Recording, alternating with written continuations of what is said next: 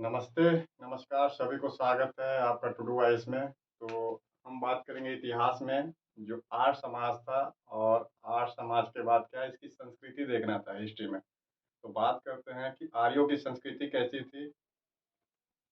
देखिए टॉपिक है आर्य संस्कृति। ये जो आर्य भारत में आए थे, क्या-क्या कल्चर लेके आए थे और पहले से भारत में कौन-कौन सी कल्चर चल रही थी।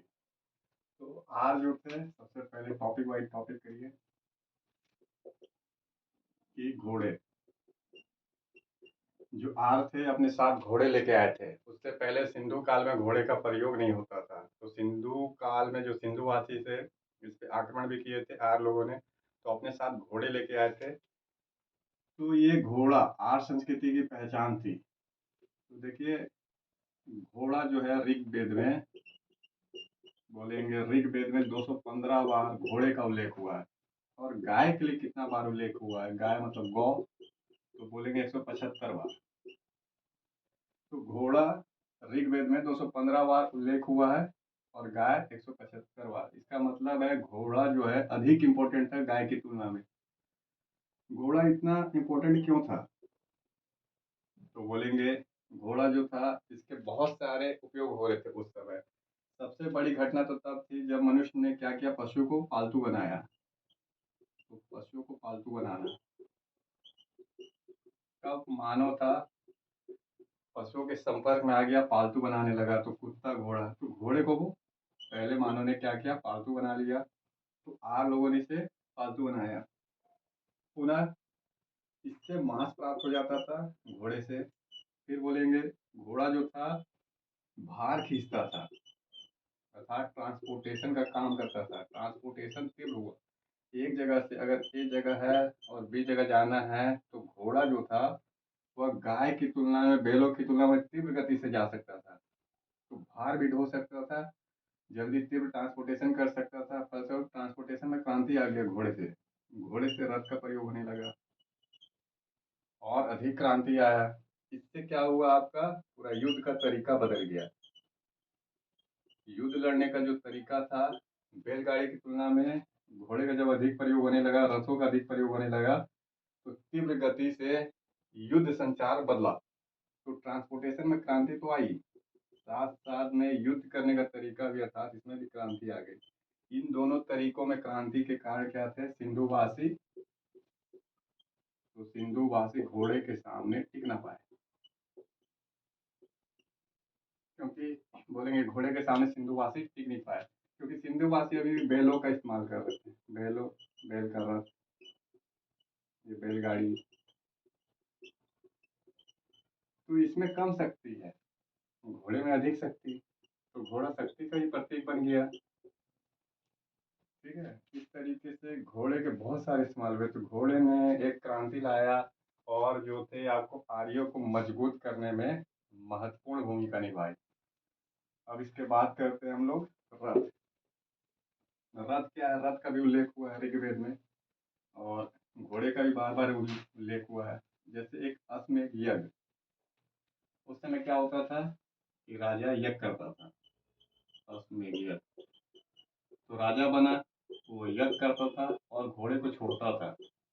और घोड़ा जहाँ तक जाता था, मान लेता हूँ इस क्षेत्र में पूरा, कि घोड़ा जहाँ भी भ्रमण करे वो पूरा इलाका राजा के अंडर में आता था। किसके अंडर में, बोलेंगे राजा के अंडर में आता था। तो ये अश्वमेध यज्ञ घोड़े से समर्पित है। उसके बाद है आपका रथ। तो रथ दौड़ होता था, बोलेंगे रथों का दौड़ होता था उस समय। ठीक है, तो 4 पहिए वाला रथ था, फिर 2 घोड़े वाला, 4 घोड़े वाला, ऐसे अलग अलग रथ थे। जिसको 2 घोड़े खींच रहे हैं तो 4 घोड़े खींच रहे हैं, कभी कभी 8 घोड़े वाला भी रथ है।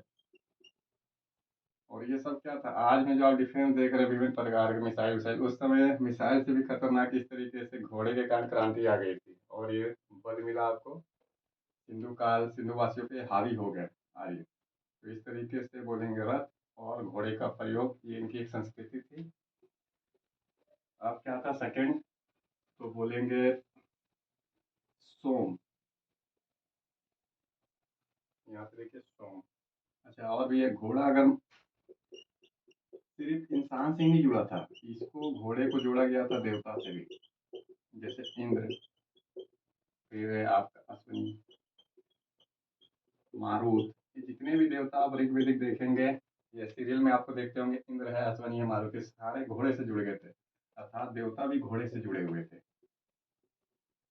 ठीक है, तो सिर्फ इंसानी घोड़ा से नहीं जुड़ा हुआ था, बल्कि घोड़े को देवता के साथ भी जोड़ दिया गया था। बोलेंगे जो आर्थ सोम की पूजा करते थे, सेकंड संस्कृति थी इनकी। सोम क्या होता है, बोलते हैं सोमपान। सोमपान ये क्या था, अभी तक डिटेक्ट नहीं हो पाया, पता नहीं चला है कि ये सोम मिलता कैसे था। फिलहाल पौधे से सोम को प्राप्त किया जाता था। एक पेय पदार्थ था पीने वाला, इसे पी के क्या होता था, लोगों में एक शक्ति उत्पन्न होती थी। बोलेंगे पेय से सोम का पान करने से एक शक्ति उत्पन्न होती थी, और शक्ति के कारण बड़े बड़े कार्य हो जाते थे। आज भी नशे में आदमी क्या है, बड़े बड़े कार्य कर जाता है। तो उस समय एक पेय पदार्थ है, नशा वाला पदार्थ, लेकिन सोम है, सोम को पीने से बड़े बड़े कार्य हो जाते थे। जैसे इंद्र ने सोम का रस, सोम पान करके, इंद्र जो था सोम पान करके था, तो सोम रस पीने के बाद बड़े बड़े कार्य किए, तो बोलेंगे सोम पान, ये सोम रस। तो सोम की भी पूजा होती थी ये। इसके बाद क्या था आपका, तो बोलेंगे जो वैदिक संस्कृति थी, ये पितृ सत्तात्मक थी, अर्थात पुरुष का वर्चस्व था। सत्तात्मक समाज,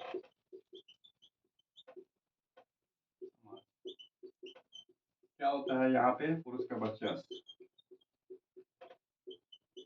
पुरुष वर्चस्व, जैसे पुरुष श्रेष्ठ है, महिला नीचे है, महिला नीचे है, पुरुष ऊपर सर्वश्रेष्ठ है, महिला द्वयम दर्जे की हो जाती है। उन्हें लिंग पे आधारित समाज रहता है, लिंग पे आधारित समाज, अर्थात लिंग के आधार पे एक भेदभाव समझ लीजिए, नॉर्मल भाषा में भेदभाव। बोलेंगे फिर सत्तात्मक समाज था आर्यों का, पुरुष को अधिक महत्व प्राप्त था, महिला को महत्व अर्थात इम्पोर्टेंस कम प्राप्त था, लिंग पे आधारित था। क्यों बोलेंगे ऐसा, तो बोलेंगे कि देखिए घोड़ा था, घोड़े का रथ और हल से खेती करना था, तो घोड़े को चलाना था, रथ को चलाना था, हल से खेती करना था, इसके लिए अधिक बल की आवश्यकता थी। यह बल किसमें अधिक था, तो पुरुषों में अधिक था, किसकी तुलना में, महिला की तुलना में। तो पुरुषों में बल अधिक था, महिला की तुलना में, और सिर्फ इस बल के कारण जो था फिर सत्तात्मक समाज स्थापित हो गया। तो आर्य संस्कृति फिर सत्तात्मक थी।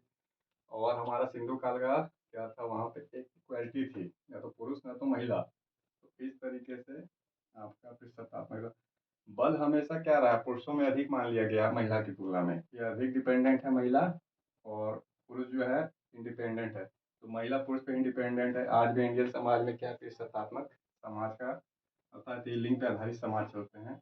और वेस्टर्न कंट्री में क्या इक्वलिटी अधिक है, और वेस्टर्न कंट्री में तो काफ़ी कंट्री ऐसे हैं जहाँ पे जो लिंगानुपात है, महिला अधिक है, पुरुष कम है। पुनः आर्ष संस्कृति में बोलेंगे आपका दाह संस्कार। दाह संस्कार कैसे था, दाह मतलब इसको समझिएगा कि जलाने का तरीका कैसे था, कि जलाते थे या दफन करते थे। तो बोलेंगे इसमें क्या था, अग्नि को समर्पित करते थे, अग्नि को समर्पित, अर्थात लाश को क्या था, जलाया जाता था। और अगर कोई व्यक्ति मृत हो गया, मर जाए, तो उसके साथ में पशुओं को भी जलाया जाता था। काफ़ी सारे ऐसे प्रूफ सबूत मिले हैं जहाँ पे क्या है, पुरुष की हड्डियाँ, सॉरी, पशुओं की हड्डियाँ मिली है, अर्थात जो लाश था जो जले हैं, उस हड्डी के साथ साथ पशु की भी हड्डी जली है। तो उसका फिर जानवर जो भी है, या तो कुत्ता या तो गाय या तो घोड़े, तो जो मर जाता था पशु को भी इसके साथ जला दिया जाता था। तो दाह संस्कार का ये तरीका था आर्यों का। पुनः यहाँ देखिए अग्नि की बात कर ले। अग्नि ये दूसरे नंबर का महत्वपूर्ण देवता था। पहले नंबर पे इंद्र था, जो आर थे, इंद्र के उपासक थे, इंद्र की पूजा करते थे। उनका श्रेष्ठ देवता क्या था, इंद्र था। लेकिन सेकंड नंबर का देवता अग्नि था। अग्नि क्या करता था, ये मध्यस्थ का काम करता था। आज भी खाना बनाते समय क्या है, थोड़ा सा खाना सबसे पहले अग्नि को समर्पित किया जाता है। क्यों किया जाता है, तो बोला जाता है जो अग्नि है ये मध्यस्थ मिडिल का काम करता है। जो आप अग्नि में चढ़ाएंगे वो आगे देवता तक पहुंचता है। ठीक है, तो बोले अग्नि दूसरे नंबर का महत्वपूर्ण देवता था, अग्नि की पूजा करते थे। और अग्नि मध्यस्थ का देवता था। अग्नि में क्या किया जाता था, तो कुछ भी डाला जाता था वो सीधा देवता को समर्पित हो जाता था, देवता तक पहुंच जाता था। अगर अग्नि में नहीं डालेंगे तो ऐसा माना जाता था कि वो देवता तक नहीं पहुंचा, देवता रुष्ट हो जाएंगे। इसलिए देवताओं को खुश करने के लिए पहले अग्नि को खुश करना पड़ता था, फिर देवताओं को खुश करना पड़ता था। इसके साथ में अग्नि कुंड मिले हैं, अश्वमेध यज्ञ, वाजपेयी यज्ञ जो आप देख रहे हैं, राष्ट्र यज्ञ, तो ये यज्ञ कैसे होते थे, बिना अग्नि कुंड के नहीं हो सकते थे। तो राजा क्या करता था उस समय, अग्नि कुंड में यज्ञ करता था, और हवन या जो भी था डालने का काम क्या करता था, अग्नि में करता था। इस तरीके से अग्नि मध्यस्थ देवता थी, समर्पित कर दिए, डाल दिए हवन वन, और देवता तक पहुंच जाता था। और उसकी क्या थी, जो भी इच्छा थी वो देवता तक पहुंच जाती थी। यह है आपका आर्ष संस्कृति। तो अब बात कर लेते हैं हम लोग भूगोल, जिसमें आप बोलेंगे उत्तर वैदिक काल और ऋग वैदिक काल का भूगोल। आर्ष संस्कृति देखिएगा एक बार, इससे पहले जो आप आर्ट पढ़े थे और आर्ष संस्कृति, इन दोनों को एक साथ कंबाइन आप पढ़िएगा, फुल कंसेप्ट क्लियर हो जाएगा। तो यहाँ पे ऋग्वेद, ऋग्वेद का भूगोल, क्या टॉपिक है, भूगोल। और यहाँ पे उत्तर वैदिक काल को लीजिएगा एक साइड, दोनों एक साइड पढ़िएगा।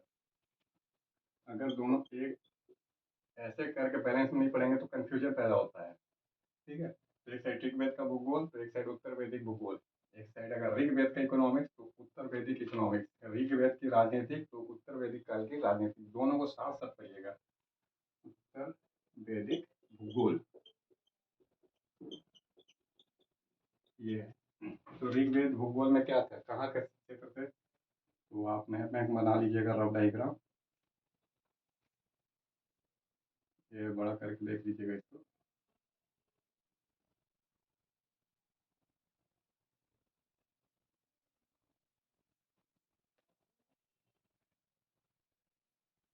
ठीक है,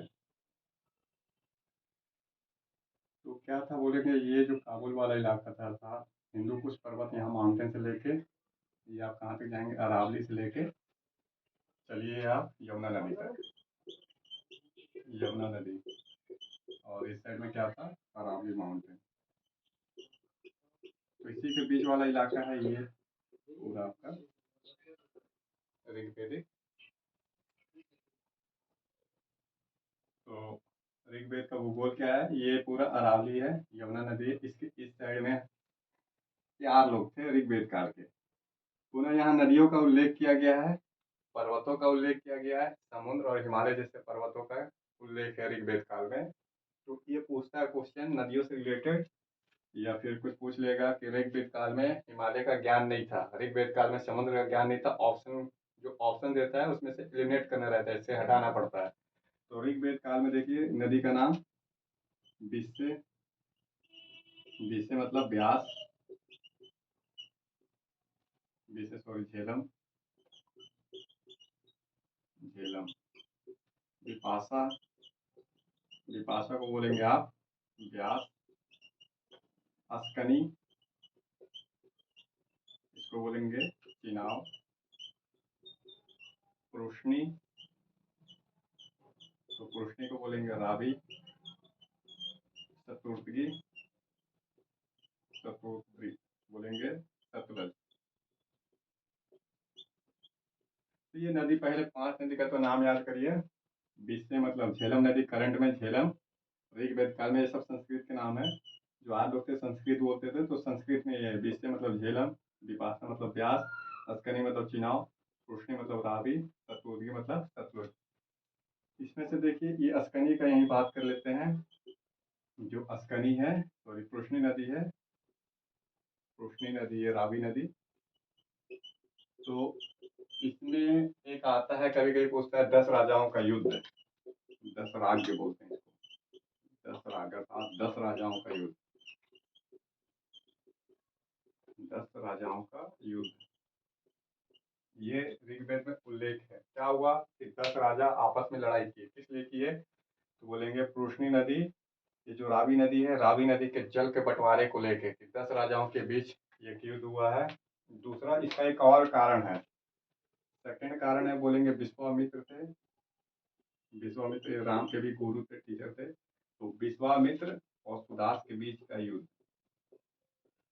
सुदास ने क्या किया, विश्वामित्र को अपना पुरोहित पद से हटा दिया था। विश्वामित्र क्या थे, सुदास के लिए काम करते थे और पुरोहित थे, मंत्री थे। तो सुदास राजा था, ये राजा सुदास ने विश्वामित्र को हटा दिया पद से। इसे विश्वामित्र को अपमानित महसूस हुआ। विश्वामित्र को लगा मेरा अपमान किया सुदास ने, सुदास से बदला लूंगा। विश्वामित्र सुदास से बदला देना चाहते थे। उन्होंने 10 कबीलों को एकत्रित किया, अर्थात 10 राजाओं को एकत्रित किया और पुरुषनी नदी के किनारे, इस नदी के किनारे तो युद्ध हुआ। इसे 10 राग युद्ध कहते हैं, 10 राजाओं का युद्ध कहते हैं। तो दो कारण है, एक नदी जल बंटवारे को लेके, दूसरा विश्वामित्र को हटाने का एक कारण था। तो ये है आपका। अब देखिए इसमें कुछ कबीले का नाम उल्लेख किया गया है, तो कबीला देखेंगे ऋग्वेद में। जो 10 राजा हैं, इसमें से कुछ कबीला है, जैसे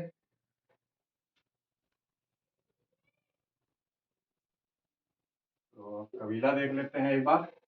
ये ऋग्वेद काल का भी हम लोग भूगोल पढ़ रहे हैं, तो इसमें क्या क्या था, इस साइड कुछ कबीले का उल्लेख किया गया है, ये अरावली से और हिंदू कुश से, जैसे पुरु, यद्दु, दुर्गचु, अन्नु, दुर्हातु, ऐसे कबीले। अर्थात उस समय के मान लीजिए छोटा सा शहर, ये कबीला गांव।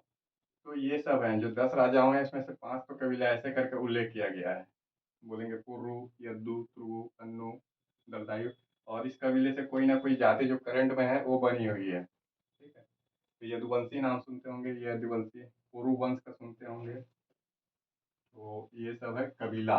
ये इस साइड था अरावली के, बोलेंगे पश्चिम में। अब यहाँ पे बात करते हैं हम लोग इसी में भूगोल में, जो ऋग्वेद काल के देखिए भूगोल में बोलेंगे हिमालय का उल्लेख है। अर्थात आर्यों को हिमालय का ज्ञान था, हिमालय पर्वत है, माउंटेन है। फिर समुद्र का भी इनको ज्ञान था कि समुद्र भी है। और भी नदियों का इसमें उल्लेख किया गया है, बोलेंगे एक बार गंगा का भी उल्लेख किया गया है। पुनः बोलेंगे काबुल नदी, जिसको कुर्रम बोलते थे, कुर्मू, करंट में कुर्रम नदी, काबुल नदी। तो ऐसे करके अन्य नदियों का भी उल्लेख है, सिर्फ 5 नदी नहीं, आर्यों को अन्य नदियों का भी उल्लेख था, ठीक है। इसके बाद क्या बोलेंगे, साथ साथ में हिमालय का ज्ञान था, पर्वत को बारे में जानते थे, वो समुद्रों के बारे में जानते थे आर्य लोग। अब यहाँ पे एक बार बात करेंगे उत्तर वैदिक काल का, कि उत्तर वैदिक काल में भूगोल क्या हुआ, क्या नए कबीले जुड़े और माइग्रेशन किस तरीके से हुआ। अच्छा, इसमें एक और इम्पोर्टेंट क्वेश्चन है, ऋग्वेद का सबसे पवित्र नदी, प्रमुख नदी कौन सी थी, तो सिंधु नदी नहीं बोलेंगे आप, बोलेंगे सरस्वती नदी, जो करंट में सूख गई है, गैप हो गई है। और इतिहास में बोला जाता है शायद नदी ना हो, सरस्वती, ये लुप्त हो गई है। शायद हो सकता है उस समय नदी हो, तो ड्रेनेज सिस्टम जो भी था, नदी, ये नदी गायब हो गई हो, ये लुप्त हो गई हो या सूख गई हो, जो भी था, सबसे सरस्वती पवित्र नदी थी। आर्यों की सबसे पवित्र नदी क्या थी, तो आर्यों की सबसे पवित्र नदी बोलेंगे सरस्वती नदी थी, ठीक है। न कि गंगा, न ही सिंधु, सरस्वती नदी, याद रखिए, सरस्वती नदी सबसे पवित्र नदी थी। अब यहाँ पे आगे उत्तर वैदिक काल आया, तो इसका विस्तार हुआ इंडिया के शेष हिस्से में। वैसे करके चलते चलिए।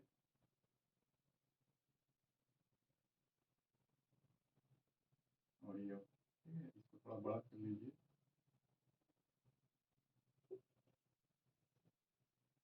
तो इस साइड में माइग्रेशन हो रहा है, अर्थात रफ डायग्राम में ऐसे करेंगे, हिमालय,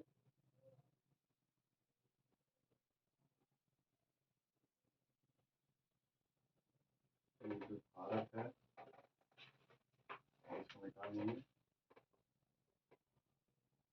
तो इस साइड में देखिए माइग्रेशन हुआ है आपका, इस साइड उत्तर वैदिक काल। तो उत्तर वैदिक काल का भूगोल बोलेंगे गंगा की घाटी की ओर विस्तारित हुआ और विंध्याचल की ओर हुआ। तो गंगा की घाटी,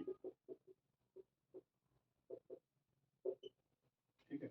अब इनका भूगोल ईस्टर्न भारत है, ईस्ट भारत की ओर, पूर्वी भारत, गंगा की घाटियां बसने लगे। और पुनः उत्तर वैदिक काल में अब नए नए शब्द आने लगे, जैसे कि उत्तर के लिए उत्तरापद, उत्तरावर्त, या आर्यवर्त बोलिए, आर्यवर्त। तो पूरा उत्तर भारत के लिए जो विंध्याचल, यहाँ पे विंध्याचल पर्वत श्रेणी है, ये एक मार्कलैंड था। इसके उत्तर में आर्यवर्त, दक्षिण में बोलते हैं दक्षिणावर्त, और इन दोनों के बीच में बोला जाता है मध्यवर्त। तो उत्तर वैदिक काल में भारत का विभाजन भी कर दिया, नए शब्द भी आए। पुनः भारत को कभी कभी ईस्ट भारत, उत्तर भारत, दक्षिण भारत, मध्य भारत, इस तरीके से 5 में डिवीजन किया गया है। तो दोनों है, उत्तर वैदिक काल में भारत को 5 भाग में भी डिवीजन किया गया है, साथ साथ में ये 3 भाग में भी डिवीजन किया गया है। तो ये बोलेंगे विस्तार गंगा की घाटी की ओर आर्यों का हुआ, इसका उल्लेख सतपथ ब्राह्मण में मिलता है। किस ब्राह्मण में बोलेंगे कि विस्तार सतपथ ब्राह्मण, जो ऋग्वेद के बाद सबसे प्राचीन ग्रंथ है, सतपथ ब्राह्मण में उल्लेख किया गया। एक विधेय माधव है, याद रखिए, विधेय विधेय माधव, इनकी एक कहानी है। ये राजा थे, बोल रहे हैं अग्नि के साथ चले राजा विधेय माधव, ये अग्नि आग, इसके साथ विधेय माधव साथ साथ चल रहे हैं गंगा नदी के किनारे। ये जो गंगा नदी थी इसके किनारे, और ये रुके कहाँ तक, गंडक नदी। किस नदी के किनारे, गंडक। तो विजय माधव राजा हैं, अग्नि के साथ चले, अग्नि ने रास्ता दिखाया, और ये चल रहे हैं गंगा नदी के किनारे, हिमालय के साथ साथ में गंडक नदी पर रुक गए। तो पूरा इलाका जो था विजय माधव के अंदर में आया। विजय क्षेत्र भी है बिहार में, ठीक है, मिथिला करंट में बोलते हैं, विजय, मिथिला, तिरहुत, ये वाला इलाका जो है उत्तरी बिहार का हिस्सा है। तो विजय के नाम पे भी ये राजा शासक थे। तो सतपथ ब्राह्मण में उल्लेख किया गया है उत्तर वैदिक काल के भूगोल का। पुनः उत्तर वैदिक काल के भूगोल में अन्य नदियों का नाम अब आ गया, ठीक है। तो इसमें काफी सारे नदियां फिर मिलने लगे, दोनों समुद्रों का उल्लेख है, गोदावरी, कृष्णा जैसी नदियों का उल्लेख है, विंध्याचल, सतपुड़ा जैसी पर्वतों का उल्लेख किया गया है। और इसके साथ साथ क्या बोलेंगे कि नए कबीले, अर्थात अब नए नए कबीले जो आए, जो इस साइड में कुरु, और देखिए कुरु, पांचाल, अहिच्छत्र, इसके साथ साथ बोलेंगे काशी, विदेह, अंग, बंग। तो ऐसे करके मगध, नए नए क्या है, क्षेत्र बसे हैं उत्तर वेद। ये सब क्या है, आपके ईस्ट भारत में है। तो कुरु दिल्ली वाला इलाका, कभी कुरुक्षेत्र था, कुरु के याद रखिए, कुरु दिल्ली हरियाणा वाला इलाका। पांचाल जो है बरेली वाला इलाका, दिल्ली से सटा हुआ फरुखाबाद वाला इलाका जो है, तो पांचाल क्षेत्र यूपी में। अहिच्छत्र है जस्ट उसी की राजधानी, दक्षिण में काशी। इसके बाद विदेह, इसमें तो कुछ का नाम याद रखिए, विदेह बिहार में, अंग बिहार में, बंग बंगाल, मगध जो है, ये सब धीरे धीरे बाद में हम लोग समझेंगे। 16 महाजनपद है। फिलहाल अभी आप इसमें से कुछ का नाम याद कर लीजिए कि हाँ, उत्तर वैदिक काल में ऐसे करके नए नए जो थे कबीला बसे थे। बाद में हम महाजनपद, जो है महाजनपद काल, जब ऋग्वेदिक काल उत्तर वैदिक काल समाप्त हो गया, 16 महाजनपद का है, तो उसमें हम लोग इसके डिटेल से देखेंगे। कभी कभी गुजरात के लिए आई शब्द का भी इस्तेमाल किया जाता है। तो ऐसे करके कुरु, पांचाल, काशी, अंग, बंग, मगध, जिसका उल्लेख किया गया उत्तर वैदिक काल में। तो ये आपका दोनों का भूगोल है। दक्षिण भारत का भी बोलेंगे उल्लेख किया गया, उत्तर भारत का भी उल्लेख किया गया। अब यहाँ पे हम लोग बात कर लेते हैं इकोनॉमिक्स, अर्थव्यवस्था, कैसी अर्थव्यवस्था थी इन दोनों की। भूगोल हटा दीजिए यहाँ से सब, आप सीधा इकोनॉमिक्स पे आ जाइए, ऋग्वेदिक और उत्तर वैदिक भूगोल, सॉरी इकोनॉमिक्स। अर्थव्यवस्था कैसी थी, what kind of the economics available that times. तो बोलेंगे देखिए, ऋग्वेद ये पशु पे आधारित थी, पशु पे आधारित इकोनॉमिक्स, ये कृषि पे आधारित इकोनॉमिक्स। ये क्या था, पशु चारण करते थे ऋग्वेद काल। तो पशु क्या था, इसका मतलब था जो आपका भारत वाला हिस्सा था, मतलब ऋग्वेद का बोलेंगे। मान लेते हैं कि ये जो पूरा था इलाका ऋग्वेद का, अगर ये पशु पे आधारित था तो यहाँ पे चारागाह होंगे, मतलब समृद्ध चारागाह जहाँ पे चरते होंगे पशु। पूरा हरा भरा इलाका होगा ये। करंट में अभी सूखा शुष्क इलाके में शामिल है। अगर ये 5 नदियों को छोड़ दिया जाए तो थार मरुस्थल क्या है आपका, और जो बलूचिस्तान है इस साइड से, काबुल, गांधार की घाटी, ये सब शुष्क इलाका है, साथ अफगानिस्तान पाकिस्तान का। लेकिन ये हो सकता है उस समय समृद्ध चारागाह हो, जो जलवायु इन्वायरमेंट हो, पशुओं से, पशु के लिए क्या था, समृद्ध चारागाह उपलब्ध कराती हो। तो घास होंगे लंबे लंबे, पूरा क्या बोलेंगे, पशु से मांस मिल जाता था। पशु से वो रथ का खींचने का काम करते थे या भार ढोने का काम करते थे, भार ढोने का काम करते थे, तो ये बोझा उठाने का काम करते थे। पुनः पशु के लिए जिसके पास अधिक पशु था उसके लिए गविष्टि शब्द का इस्तेमाल किया गया है, गविष्ट। ठीक है। पशु अधिक था अर्थात गौ गाय के लिए संपत्ति के रूप में इस्तेमाल हो रहा है। जिसके पास अधिक गाय गौ, वो गविष्ट शब्द के लिए इस्तेमाल हुआ है उसके लिए। साथ साथ में क्या बोलेंगे कि पशु एक प्रॉपर्टी था, पशु प्रॉपर्टी भी था। जिसके पास अधिक पशु वो अधिक समृद्ध, अधिक धनवान। पुनः इसके बाद क्या था, आपसे मांस दूध दूध तो मिलते ही थे, डेयरी प्रोडक्ट, भाग ढोने का काम करता था। और इसके बाद थोड़े थोड़े एग्रीकल्चर भी होते थे। सब ये नहीं बोलेंगे कि पूर्ण रूप से एग्रीकल्चर, बोलेंगे प्रमुख रूप से मेन है पशु पे आधारित। हल्का कृषि भी होता था, थोड़ा सा ट्रेड भी करते थे, और कुछ उद्योग भी थे छोटा मोटा। ये बाद में ये सब धीरे धीरे उत्तर वैदिक काल में समृद्ध हो गए, और ये कम हो गया था। पशु पे आधारित जो इकोनॉमिक्स थी ऋग्वेद में वो समाप्त थी। उत्तर वैदिक काल में कृषि पर आधारित इकोनॉमिक्स आई, ये सब का महत्व बढ़ गया। तो ऋग्वेद में भी कृषि होते थे, व्यापार था, उद्योग था, लेकिन बहुत कम होते थे। मेन पशु था। अब प्रॉपर्टी क्या थी इनकी संपत्ति, तो बोलेंगे गौ, जिसके पास अधिक गाय है वो अधिक धनवान। सोना,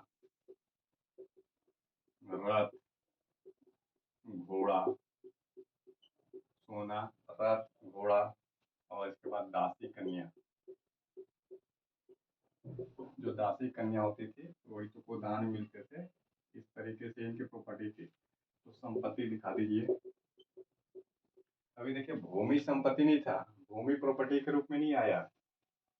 सोना, रथ, घोड़ा, दासी कन्या, गौ, ये प्रॉपर्टी थे।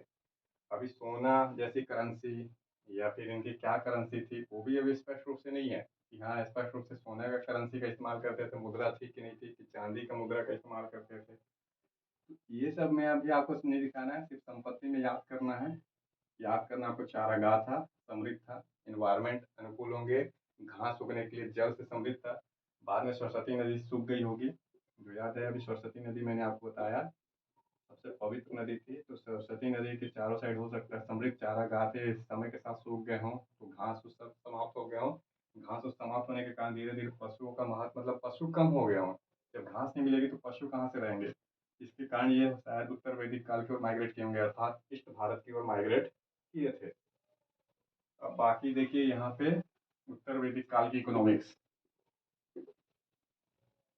कि उत्तर वैदिक काल की इकोनॉमिक्स कैसी थी। तो बोलेंगे उत्तर वैदिक काल में आते आते लोहे का व्यापक प्रयोग होने लगा। इसका मतलब था ऋग्वेद काल में लोग को लोहे का ज्ञान नहीं था क्या, ऋग्वेद काल में भी लोगों को लोहे का ज्ञान था।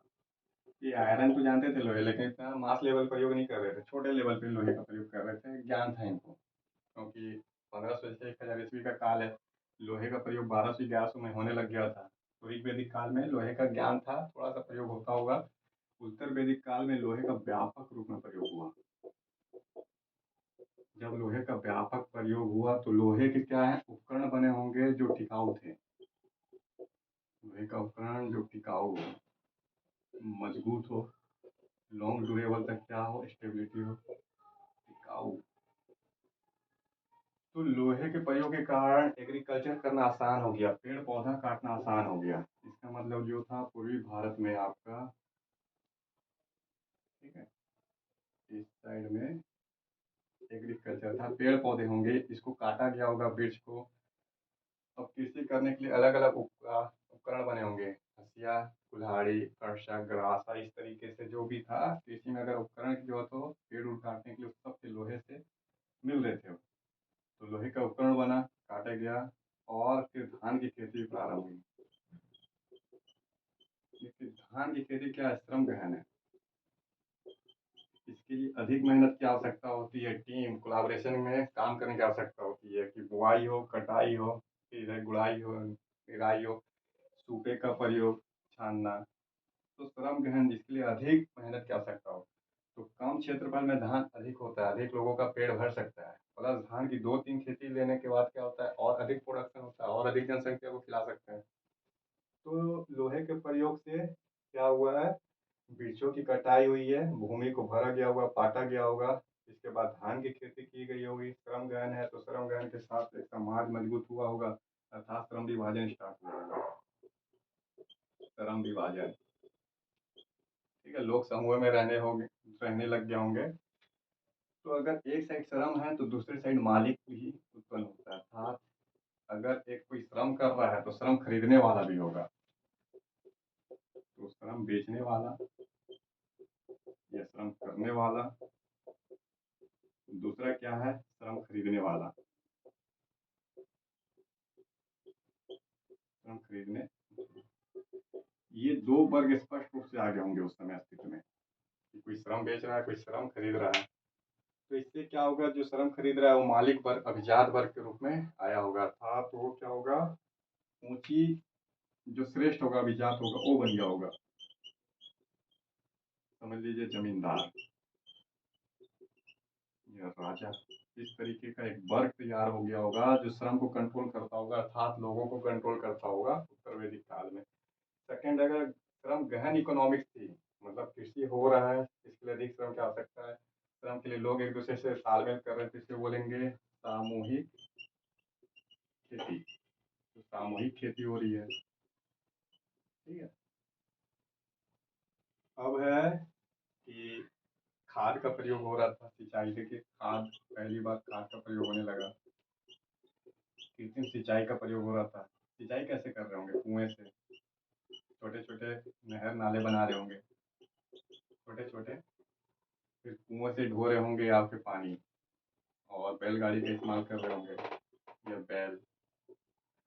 तो पानी उनी निकालने के लिए कृत्रिम सिंचाई का साधन था, खाद का प्रयोग कर रहे थे, कटाई उटाई के लिए तो उपकरण थे। इस तरीके से जनसंख्या धीरे धीरे बड़ी होगी, मास लेवल पे जनसंख्या बड़ी होगी, ठीक है। तो उत्तर वैदिक काल में जो बाद में 16 महाजनपद जन्म लिया, मगध जैसा साम्राज्य आया, उसका कारण यही था कि लोहे का प्रयोग करने लगे, मास लेवल पे धान की खेती होने लगी थी, अधिक लोगों की जनसंख्या का भरण पोषण कर सकते थे, श्रम बेचने वाला, श्रम खरीदने वाला वर्ग तैयार हो गया था, एक साइड राजा, एक साइड श्रमिक वर्ग तैयार हो गया, समाज दो भागों में स्पष्ट रूप से विभाजन हुआ होगा। पुनः क्या बोलेंगे, तो बोलेंगे कि व्यापार भी स्टार्ट हुआ होगा। जब सरप्लस हो जाता है, अधिक उत्पादन हो जाए, तो उसको बेचने के लिए भी तो क्षेत्र खोजा जाता है, जहाँ पे कमी हो और जहाँ पे अधिक हो, यही ट्रेड है। व्यापार क्या है, व्यापार का मतलब एक कमी वाला क्षेत्र है, और एक क्या है, अधिक वाला क्षेत्र है। अगर अधिक हो जाए, धान की फसल मान लेता हूँ, इधर धान अधिक हो रहा है, तो इधर धान की कमी है, इधर धान अधिक है, तो आप, ए है, बी है, ए से उठाइए, बी को दीजिए। तो इस तरीके से ट्रेड स्टार्ट हो जाता है, कमी को पूरा करने के लिए व्यापार चलते हैं। तो उत्तर वैदिक काल में व्यापार बहुत बड़ा, व्यापार के कारण सृष्टि, एक वर्ग उत्पन्न हुआ, सृष्टि, बोलेंगे व्यापारियों का वर्ग, व्यापारियों का वर्ग, एक सिंगल व्यापारी नहीं, ग्रुप बना लिए, व्यापारी वर्ग उत्पन्न हो गया उत्तर वैदिक काल में। पणि बोलेंगे सिंगल व्यापारी। पणि शब्द का इस्तेमाल क्या है, व्यापारी के लिए हुआ है। फिर बोलेंगे निष्किरण,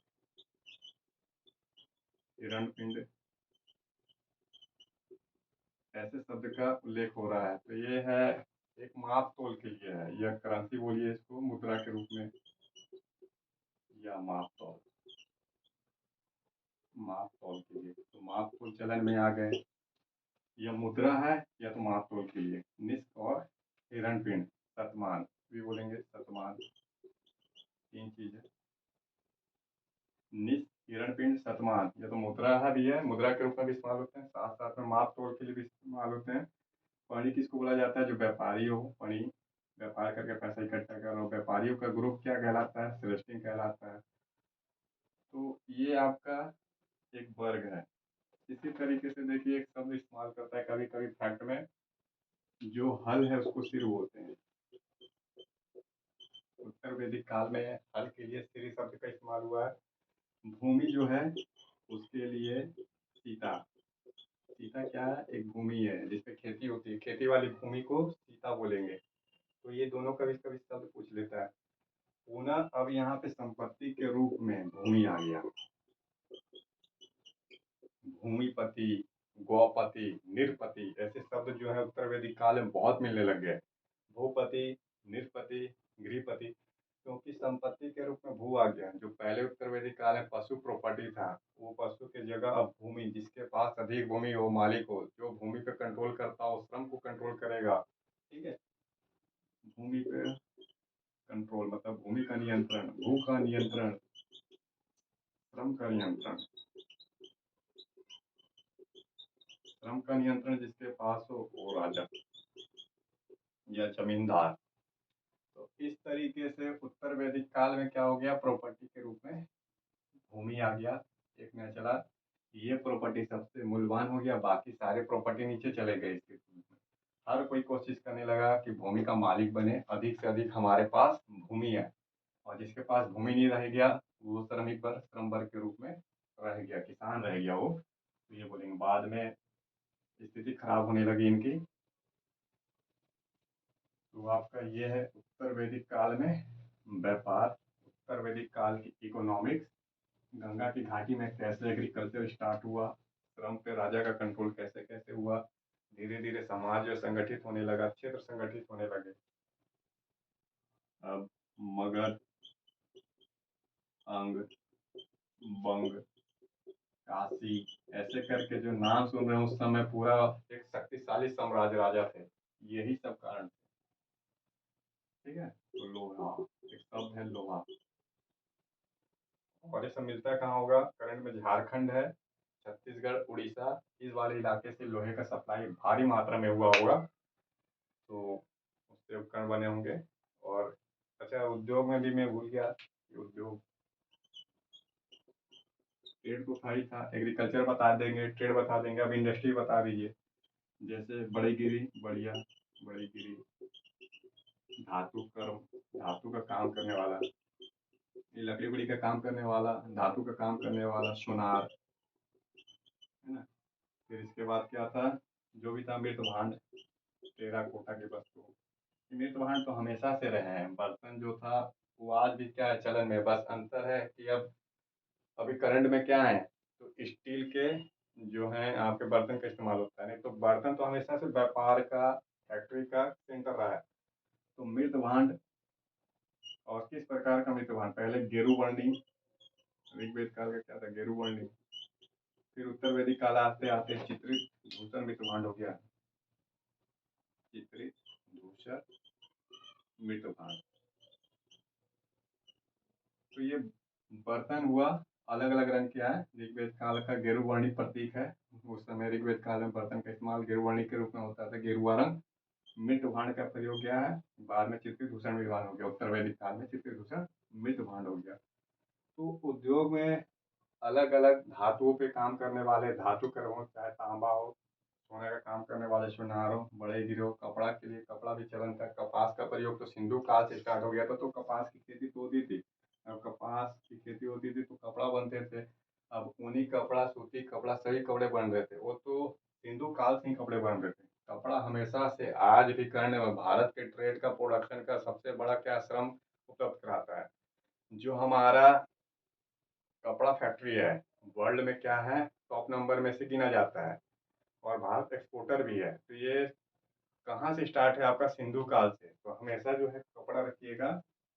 अब इसको रंगाई चाहिए, धुलाई चाहिए, सफाई है, ये सब अपने आप एक वर्क के रूप में तैयार हुआ। हथकरघा चल रहे होंगे उस समय, है ना। तो ये आपका है उद्योग। अब इसमें आप और को भी जोड़ लीजिए, रथ बनाने वाले, फिर आपके लोहार जोड़ लीजिए, एक नया वर्ग लोहा वोहा का काम करने वाला लोहार वर्ग आ गया होगा। ठीक है, नेक्स्ट क्लास में हम फिर से जो है वैदिक काल का कंटिन्यू जारी रखेंगे। तब तक के लिए नमस्कार।